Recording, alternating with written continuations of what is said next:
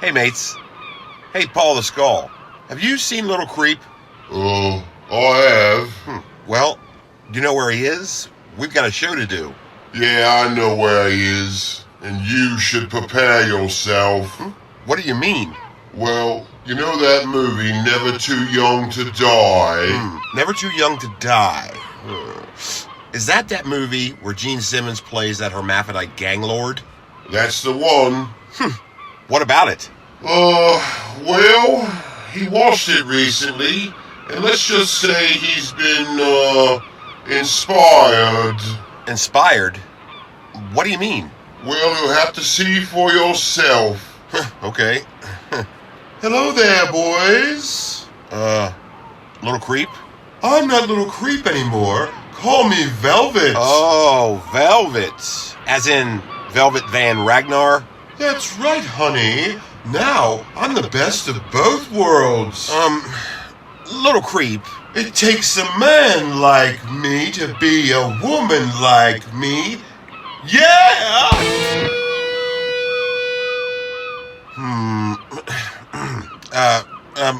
Little Creep.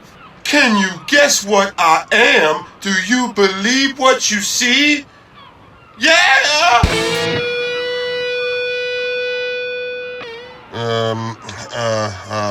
Little Creep, I cannot be for real, but if you doubt yourself, I can let you feel. Yeah! So I take it you watched Never Too Young to Die and, I take it you liked it? Yeah!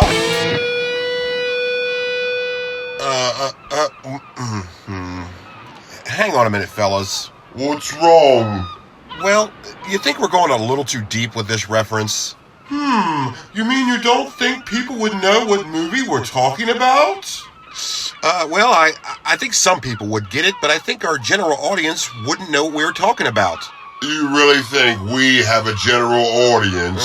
All I'm saying is, I just don't think they'd understand what we were trying to go for. That's true. It's a crazy movie, though. Yes, Never Too Young to Die is a batshit crazy 80s movie, and a terrible one at that. And it's a movie not too many people know about. Yes, come to think of it, there are lots of batshit crazy 80s movies that people don't really know about. You know, there could be a way for us to educate people out there on these batshit crazy 80s movies. Why don't we ask V.C. Arnold? He'll know. That's a good idea. Let's ask. Hey, V.C. Arnold. I am V.C. Arnold. I'm standing by to answer your questions. V.C. Arnold, tell the friends out there, what exactly is a batshit crazy 80s movie?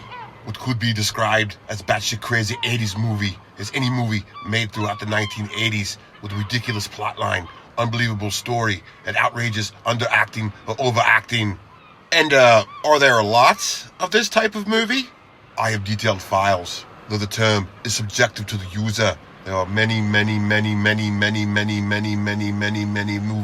that are undeniably batshit crazy.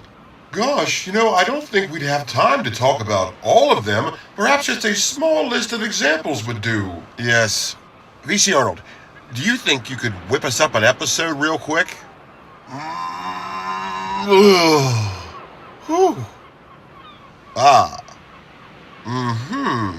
Thanks, V.C. Arnold. Okay, mates, set a course for adventure, because today we're exploring some batshit crazy 80s movies. All right, this'll be fun. Yes, this ought to be a good time. So, yo ho ho. Time for the show. Yar. Yeah.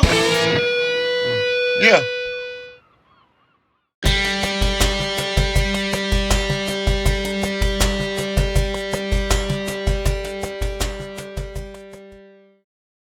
Batshit crazy.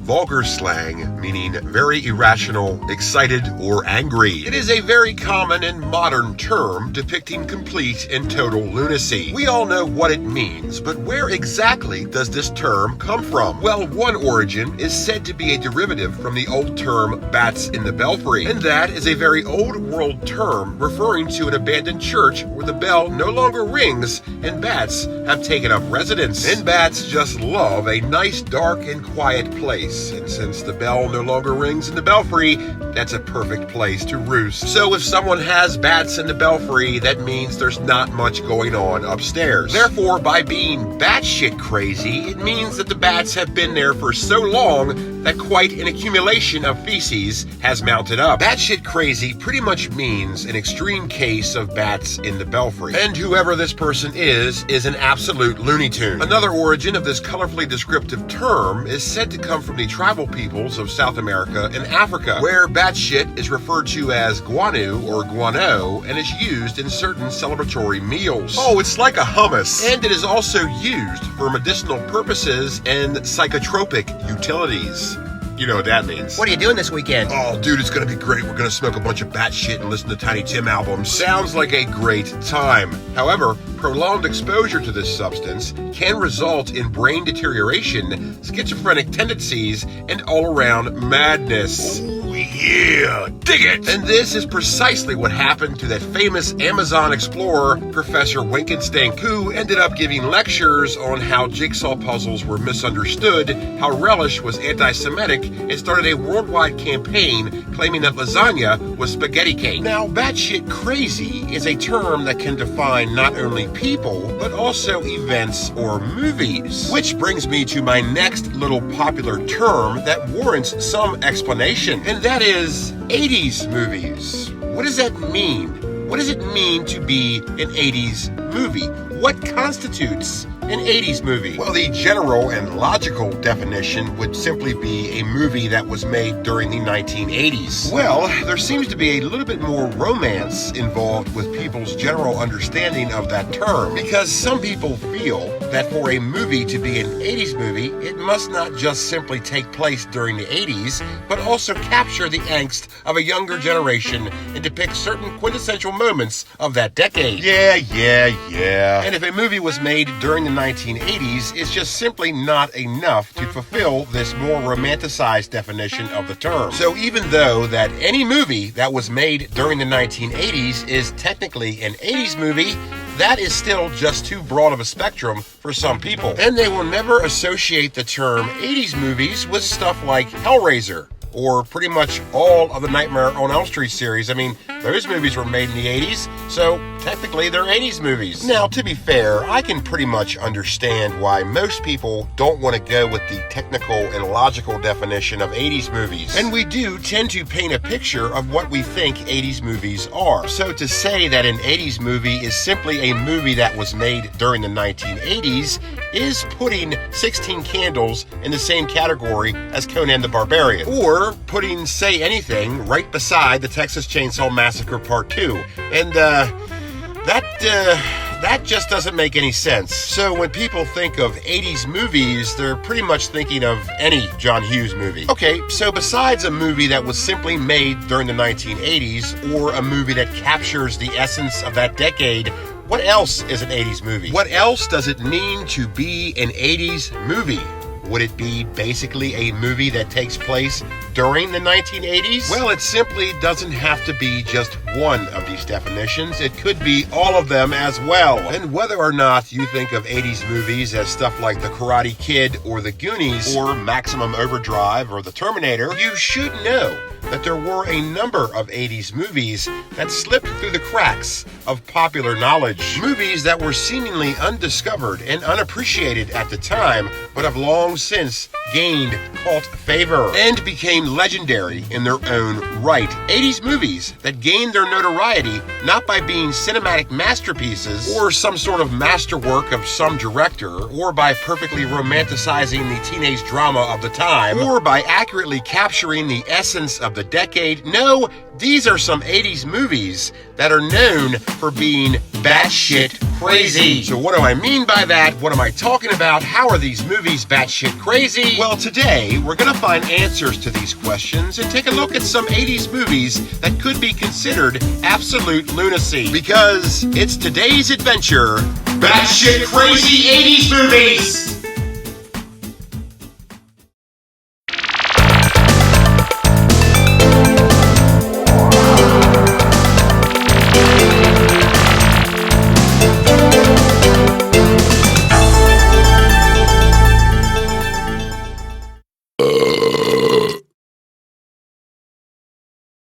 So let's go back to one of our previous points for a moment and discuss one of the definitions of an 80s movie. And that is the definition that states it's an 80s movie because it takes place in the 80s. And that's a fine definition. I mean, it makes sense. However, there are some examples to where it doesn't. Like Back to the Future, for instance. It's widely regarded as an 80s movie, and yet it primarily takes place during the 50s. So that's pretty weird, and everybody just kind of looks the other way on that one. And then there's stuff like The Road Warrior and Mad Max Beyond Thunderdome, which are considered 80s movies but don't take place during the 1980s. They take place in an apocalyptic future, which is fun. They're considered 80s movies because they were released during the 1980s, and one of them stars Tina Turner, which is an odd casting choice, but what's even more odd is that it works very well. And let's face it, Mad Max Beyond Thunderdome just would not be the same without her. It's just still a weird choice for the cast. I mean, I know when I'm making a post-apocalyptic dystopia movie, I want Tina Turner, damn it, which is something that you will never hear, but obviously someone did. So let's talk about the Mad Max movies for a moment. They are batshit crazy 80s movies. In fact, they are the most quote-unquote mainstream examples of batshit crazy 80s movies. There's The Road Warrior,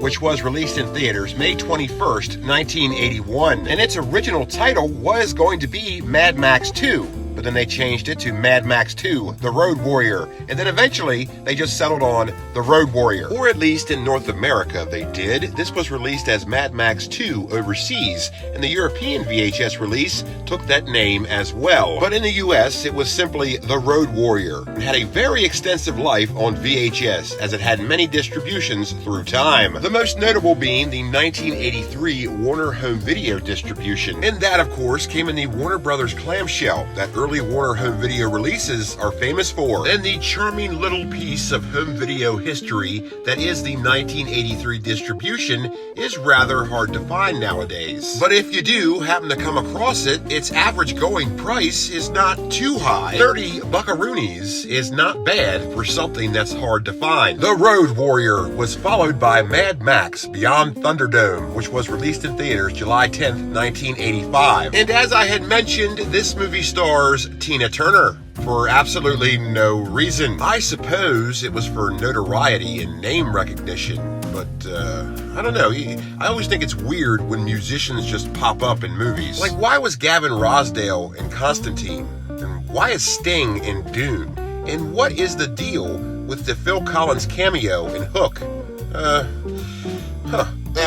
But anyways, Mad Max Beyond Thunderdome also had a very vibrant life on home video, having several different distributions. And though it did okay at the box office, its real money was made with VHS rentals. The Road Warrior and Mad Max Beyond Thunderdome are batshit crazy 80s movies, basically because everyone in them is a total lunatic, no doubt due to the extreme environment and circumstances in which they were placed. And this fact is most noticeable in The Road Warrior, where all the bad guys are completely bonkers, and the good guys are barely hanging on to their sanity. Think about it from their perspective. Your leader kind of looks like Mick Jagger. You're constantly defending your fuel supply from nomadic maniacs who look like a cross between Double Dragon enemies and independent wrestlers, who are led by a big guy in nothing more than a hockey mask and underwear, all while you're using a bow and arrow and wearing football pads. Which is totally relatable because, I mean, who hasn't been in that situation before? Am I right? Huh? Am I right? These two batshit crazy movies are, of course, sequels to Mad Max, and you might be wondering why I'm not talking about that film. Well, because it's not an 80s movie. It was made in 78, wrapped up production in 79, and was released in theaters internationally later on that same year, and wasn't released in the US until February of 1980. I mean, come on, February of 1980, that's basically 1979 plus a month, so I'm not going to count it. Yes, Mad Max has absolutely nothing to do with the 80s whatsoever, and it's not really even batshit crazy. Compared to the other two films, This is actually quite mild, and that is saying a lot. But we didn't come here today to talk about Mad Max. No, we came here today to talk about a few different things. And one of those things is the great Gary Busey. Yes, the big, grinned, crazier than an outhouse rat, supreme actor that is Gary Busey is on my little list twice. And the first Gary Busey masterpiece is Eye of the Tiger, which was first released in select theaters November 28th, 1986. Now, all throughout the 80s, and especially through the mid-80s, there was a non-stop barrage of action movies. And this movie fits comfortably right alongside of them. However, this movie did not get the mainstream spotlight that its other action movie counterparts did. That's more than likely because this movie is sort of terrible. But that is precisely why people love it so much nowadays. Yes, it's a vengeance movie with a totally absurd plot, ridiculous action, and even more ridiculous dialogue. And even though it's not a comedy, you will find yourself laughing at this a lot. In recent years, it has gained a cult following and is very beloved by its fans who describe it as a grade A B movie, which translates into a grade A piece of shit. Now, is that a fair description of this movie? Well, yes and no. Especially when you compare it to stuff like Commando, which was released in theaters October 4th, 1985, and is regarded as a Schwarzenegger classic. And aside from some differences, this is basically the same movie as Eye of the Tiger. Or rather, Eye of the Tiger is basically the same movie as Commando, since Commando came out before Eye of the Tiger. But why is one considered a classic and the other is, well, isn't considered a classic? I mean, think about it. Commando has ridiculous dialogue, absolutely absurd action, and a plot line that is, well, basic at best. Yeah, Arnold Schwarzenegger is trying to save a kidnapped Alyssa Milano so she can make it to her Who's the Boss audition in time. Okay, that's not exactly what happens, but it might as well be, and would it really matter if it was? And say what you want to about Eye of the Tiger, at least it doesn't feature one of the main villains having a girly freakout at the end. Yeah, what is the deal with Bennett's breakdown at the end? I mean, is no one going to talk about this? So what is the contrast between the perceptions of both of these movies? In my opinion, the money behind the productions and the marketing. The marketing behind Commando allowed it to be perceived as a good movie, and though I enjoy it very much, it simply is not. And on its face, really isn't any better than Eye of the Tiger, which many people believe is a terrible movie, myself included, but it's endearing, it's fun, and you watch action movies just for the fun of it. What's interesting is to think that the people behind Eye of the Tiger really thought they were making the next action movie sensation. Just goes to show you that you never know how your movie's gonna turn out, or how the public is going to perceive it. But at least they tried to make the next action movie sensation, and by gum, you really can't blame them for that. I mean, you could, but you would be a tremendous asshole. Eye of the Tiger, to no one's surprise, was only released once on VHS. It was released in 1987 by USA Home Video, and since this movie is a cult favorite, surely this VHS must be worth a lot of money. Surely. Well, I'm not exactly sure what it's worth, but it certainly doesn't go for very much nowadays. Around 14 buckaroonies seems to be the average going price, which is fairly cheap considering what it is, and it's also odd considering what it is. Because usually, if a movie is a cult favorite or has any kind of subversive notoriety, its VHS will be highly sought after and therefore hard to find and expensive. But not this. If you search Eye of the Tiger VHS, you will find plenty of listings, along with plenty of listings for Sinbad and the Eye of the Tiger VHS, which is a pretty decent film. In fact, I think a lot of people sleep on these Sinbad movies, but let's not forget, the Sinbad movies were the Star Wars movies of their time. Well, in a manner of speaking. But we're not talking about these Sinbad movies, and we're certainly not going to talk about these Sinbad stand-up specials. We're talking about Gary Busey! Gary Busey! Gary Busey! Gary Busey! Yes, Gary Busey is featured in another movie on my little list, and that movie is Bulletproof, which was released in theaters May 13th, 1988, and was meant to be the next action movie sensation, but it just didn't work out that way. This movie was, and still is, a stinker. It was made on a budget of $5 million and took in a whopping $800,000 at the box office. Didn't even come close to breaking even. They were light years away from making their money back.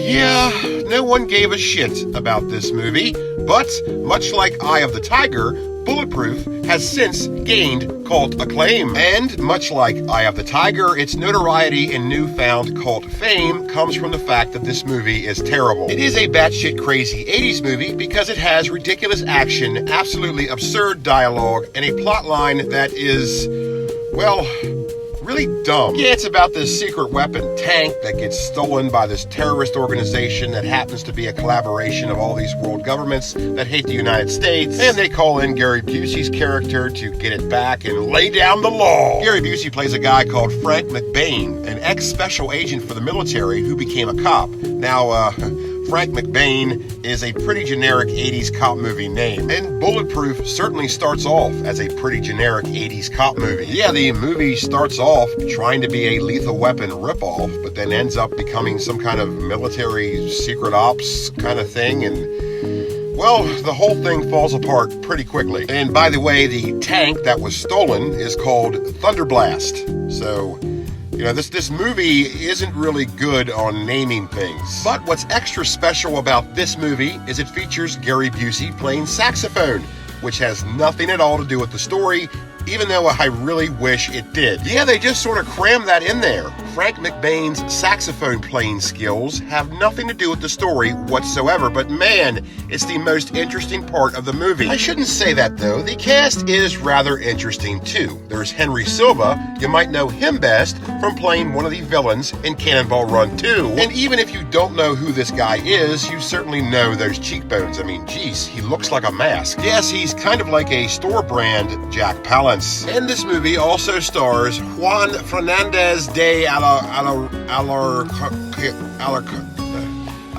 it was the guy that was one of the bad guys in Crocodile Dundee 2. In fact, he pretty much plays the same kind of character in Bulletproof that he does in Crocodile Dundee 2. Practically looks the same, practically acts the same. It was like he walked off the set of the one movie and right onto the set of the other one. Though he does have a rather gruesome death in Bulletproof. He gets stabbed in a kidney. Knock, knock. Who's there? Dialysis. So that's a pretty good time. And at the start of the film, we see a young Danny Trejo. So even though this movie might be shit, it still has some interesting aspects to it. Bulletproof would gain much of its cult fanfare from its VHS release. Just like Eye of the Tiger, Bulletproof only had one VHS distribution. Boy, who didn't see that one coming? But this did have the backing of a major home video distributor. It was released in 1988 by RCA Columbia TriStar Home Video. So is this hard to find today? Is it expensive?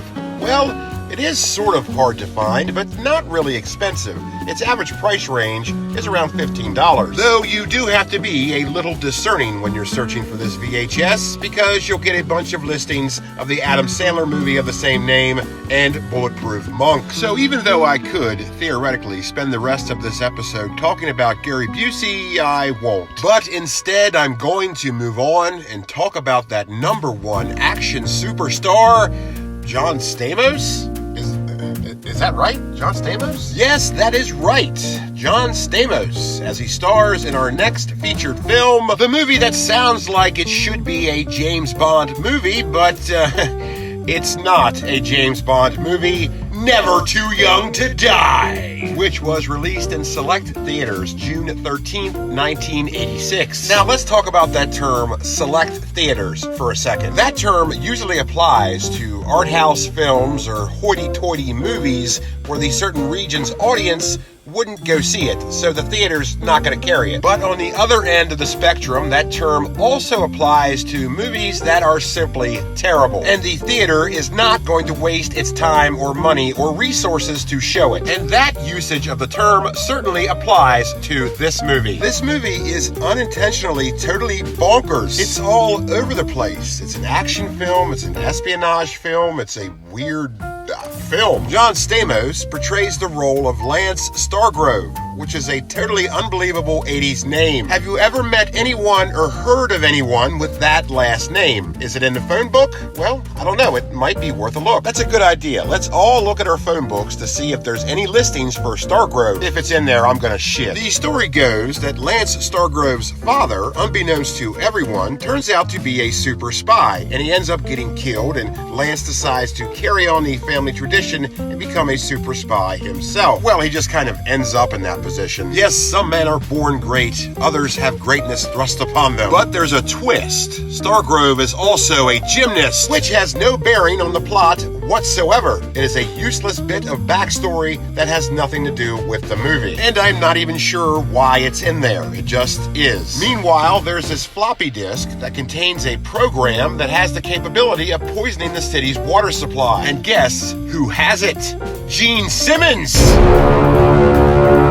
Well, more specifically, a character Gene Simmons portrays in this movie. Yes, Gene Simmons portrays the role of Velvet Van Ragnar, a hermaphrodite gang lord. And trust me, this is the best thing about this movie. Yes, Never Too Young to Die is a shitty film with a very interesting villain. And this character is really the only reason people watch this movie. Gene Simmons did a great job at this. Velvet Van Ragnar is not only a hermaphrodite gang lord, but a hermaphrodite gang lord who's bent on world domination and now holds the city hostage, threatening to poison its water supply with this floppy disk. And it's up to Lance Stargrove to take him down, or take her down, or take him her down. But it's not gonna be easy for Stargrove. Velvet Van Ragnar controls a gang of goons that sort of reminds you of the bad guys from The Road Warrior. This movie is batshit crazy because it's all over the place. It's trying to be a James Bond movie, it's trying to be a Road Warrior ripoff, it's trying to be an action spectacular, and there's gymnastics involved. Why is there gymnastics involved? Remember earlier when I was talking about musicians just popping up in movies? Well, this movie has it twice. Yes, aside from Gene Simmons, who is the obvious culprit, this movie also stars Vanity. Who the hell is that? Well, you're right to ask. She was a pop singer in the early 80s, a protege of Prince, and leader of the long-forgotten 80s group Vanity 6. And I'm sure we're all better off knowing that. Anyway, she was supposed to be the next big thing, but it just didn't work out, especially when you put her in dog shit like this. Yeah, this movie is terrible. Now, Gene Simmons does a great job in it, and he's really the only redeeming quality about this movie, but it's still a dog shit movie. Now, that's precisely the reason why people love it so much nowadays. I know I've been saying that a lot on this episode, but it's true. This movie is a cult favorite now because it's so terrible. The cast is rather interesting. Aside from John Stamos and Gene Simmons and Vanity, this movie also features Robert Englund and Peter Kwong, the guy who played one of the Storms in Big Trouble in Little China. Oh boy! Knowing that, he must play some kind of martial arts expert, action superstar sensation, right? A character that really livens up the adventure and thickens the plot, right? No. He plays Lance Stargrove's nerdy best friend, whose name is Cliff. So, yeah, Cliff.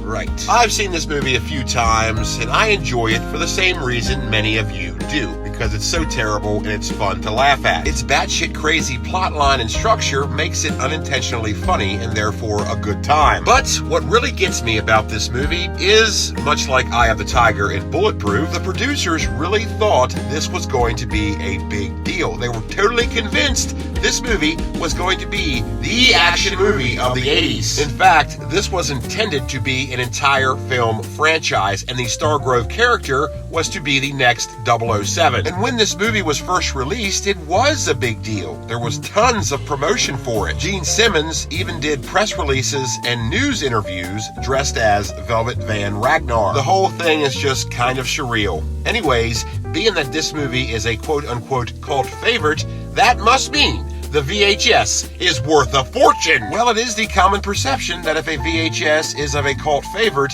it's going to be worth a lot of money. And that sometimes is true, but in this case, much like in the case of Eye of the Tiger and Bulletproof, it is not true. This was released on VHS in, yes, only once, by Charter Entertainment in 1986, and is rather easy to find with an average price range between $15 and $25. And another thing that really gets me about this movie is that somebody saw this and said, that guy would make a great Uncle Jesse. No, the Uncle Jesse from Full House. The concept of a batshit crazy 80s movie doesn't only exist in the realm of action movies, so I'm going to move my little list from action movies into the horror spectrum and talk about a film that is certainly on the short list of world's worst movies. I'm talking about Troll 2, which was released in select theaters October 12th, 1990. Now I know what you're saying. Captain Adam, how could you talk about this movie as a batshit crazy 80s movie? It was released in 1990. Duh! Well, it was released in 1990, but it was made in 1989. And Troll 2, of course, is the sequel to,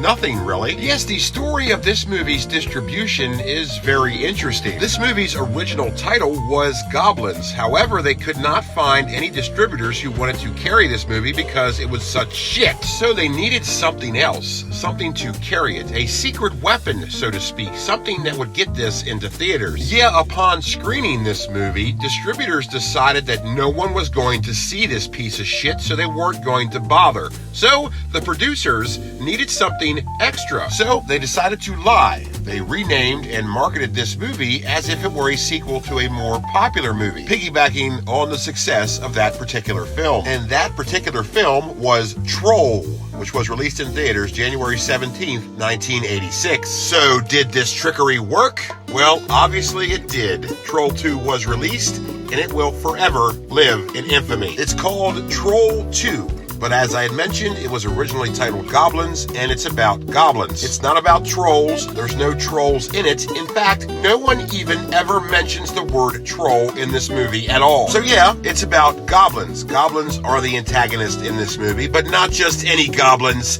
Vegetarian goblins? Yes, in a bizarre twist, the goblins are vegetarians, but they still live off of human flesh. They just turn the human flesh into plant matter first by making the humans eat cursed food. I mean, your guess is as good as mine, which is pretty weird, but it is a rather interesting and original concept. It's just too bad it happens to be the plotline of a very shitty movie. And when I say it's shitty, I mean it's really shitty, but it's also batshit crazy. The acting is absolutely out of control. The dialogue is putrid, and the plotline, though it's interesting, is still a little far-fetched. But just like all the other movies that I've talked about in this episode, that's exactly the reason why people love it so much today. And it's not because it broke any boundaries in cinematography. No, they love it because it's shit. And when you watch it, you can't help but laugh, even though you're not supposed to. This is a horror movie, after all, and in recent years, the production team has claimed that they intended to make it a horror comedy.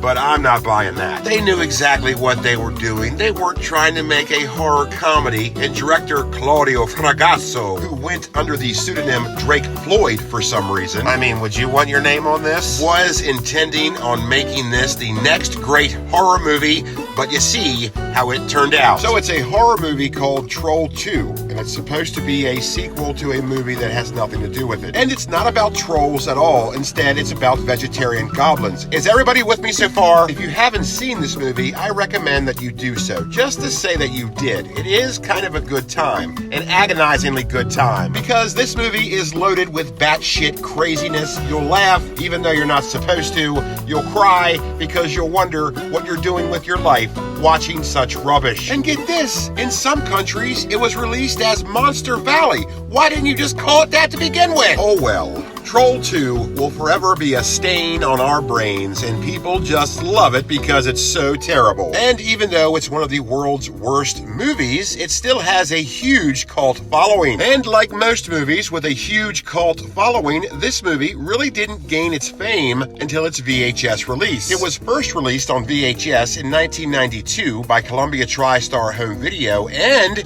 this movie, as shitty as it is, actually has a second VHS release. It was released again in 1998 by Polygram Home Video. Yes, for some reason, this was released twice on VHS. Now let me guess, since this is a cult favorite movie on VHS, the VHS should be hard to find and expensive, but it's not hard to find and expensive.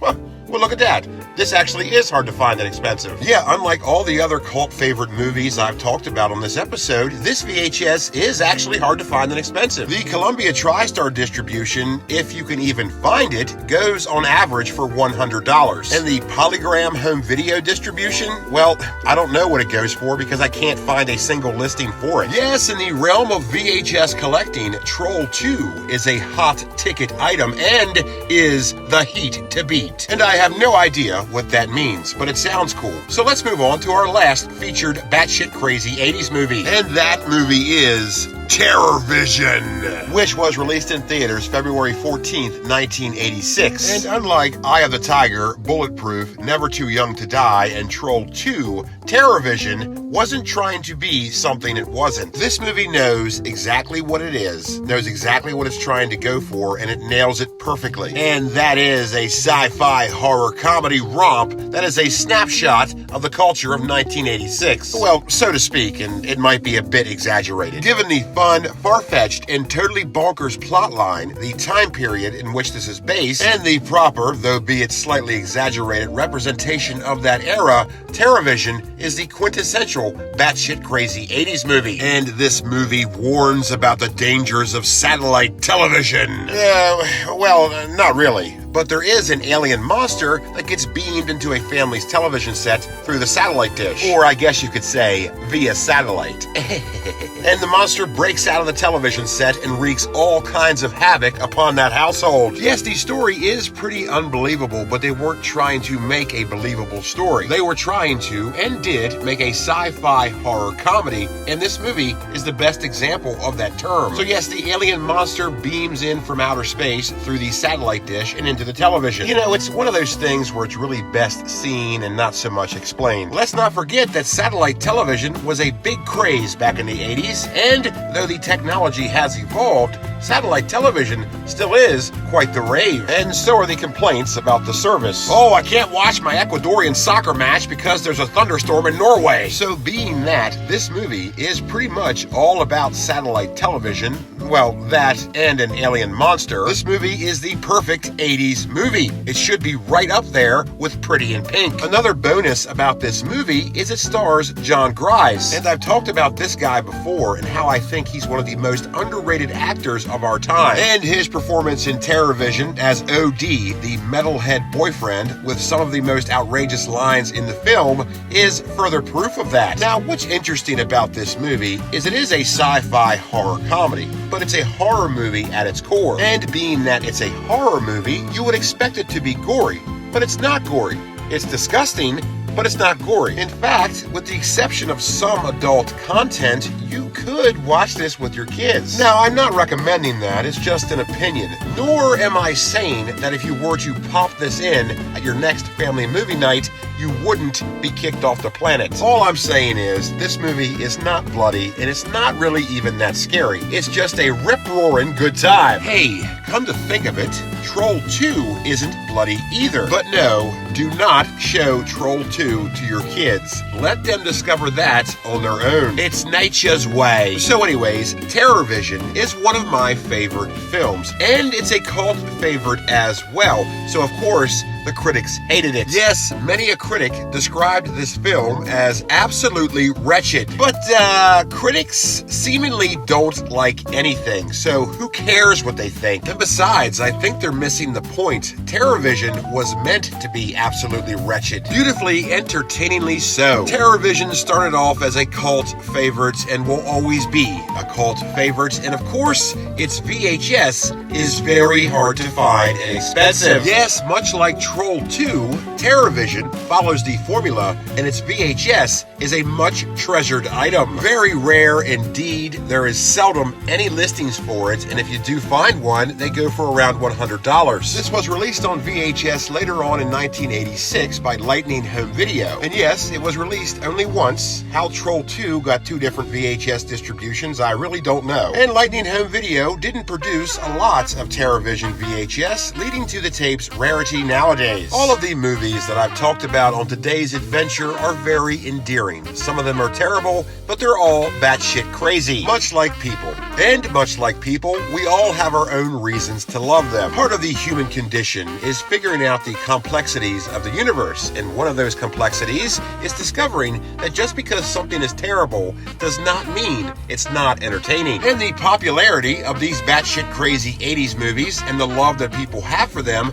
is a good example of that. And this little list of mine that I've presented to you today is really just my opinion, and is in no way, shape, or form a compendium of any kind. There are way more batshit crazy 80s movies out there. Plenty of them. The movies that I've spotlighted today are just movies that really stand out to me. What are some other movies that you think are batshit crazy 80s movies? Let me know in the comments below. So that brings us to the end of our little adventure today. I hope you enjoyed it. Please be sure to hit subscribe and share this shit. And also be sure to swing on over to Captain Adam's VHS Pirate Shop on eBay and pick yourself up some Captain Adams t-shirts. So until we meet again, mateys, take care out there and stay batshit crazy. And I'll see you next time, only on Captain Adam's VHS Pirate Ship.